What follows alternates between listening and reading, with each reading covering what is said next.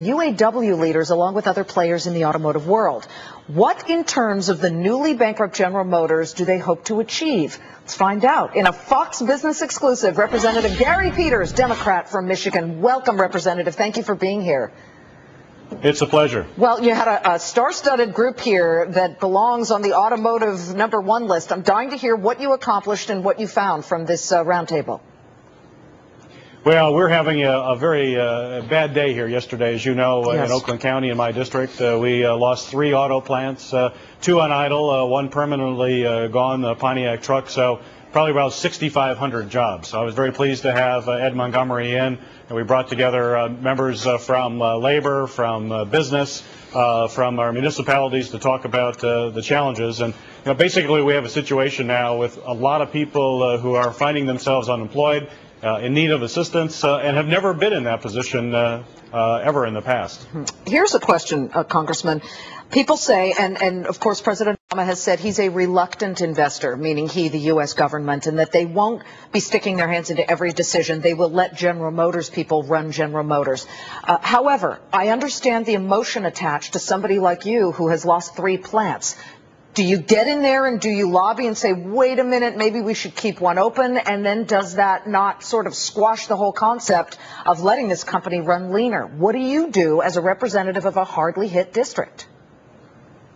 Well, I'm certainly an advocate for our Orion plant, which was put on an idle basis. Also the stamping plant that then assists that particular plant. As you know, it is one of the 3 plants that may be the new plant to build the subcompact vehicle for General Motors. There are 3 plants in the running, 1 in Tennessee, 1 in Wisconsin. And what I will do is be making a business case to General Motors that the Orion plant is the best facility for that production. It is right in the middle of all of the auto suppliers here in Detroit. So from a logistical standpoint, it has got a competitive advantage over the plants in Wisconsin and in Tennessee. The costs are there. That really should be the plant. In addition to the fact that all of the technology that's being developed is being developed in this area as well. So it makes sense to build that car. It's the next generation of small compact vehicles for General Motors. It makes sense for them to be in the Orion. So I see my job as a representative, as a congressman here, is to be that aggressive advocate, but making the business case as to why the Orion plant and the Pontiac stamping plant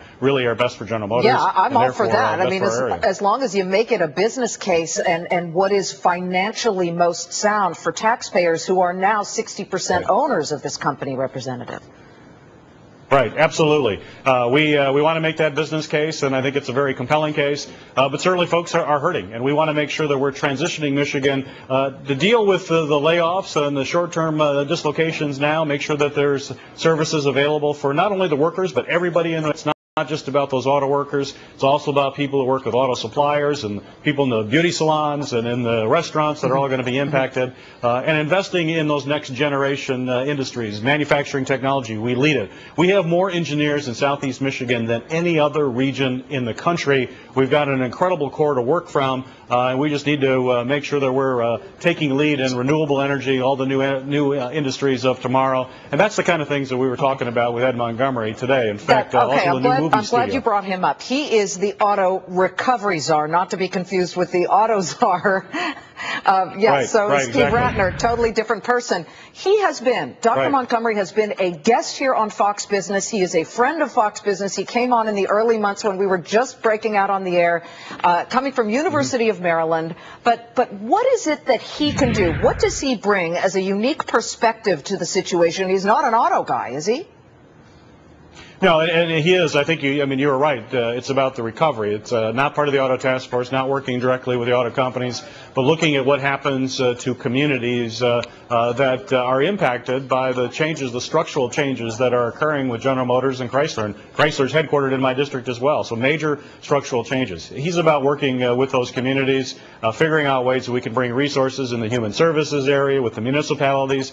And what I was asking him today is really reaching out to a variety of the different agencies that are available within the federal government, whether it's the Department of Commerce, the SBA, any of those agencies that could be helpful in working and getting us back on our feet. Representative, thank you for joining us. We'll come out there. We'll come if you get that plant for the subcompact. Jeff Flock has been traversing the region, so we'll tell your story. Invite us, and thank you so much. Well, Great. My pleasure to be with you. Thank you so much. Anytime. Representative Gary Peters, Democrat from Michigan. Let's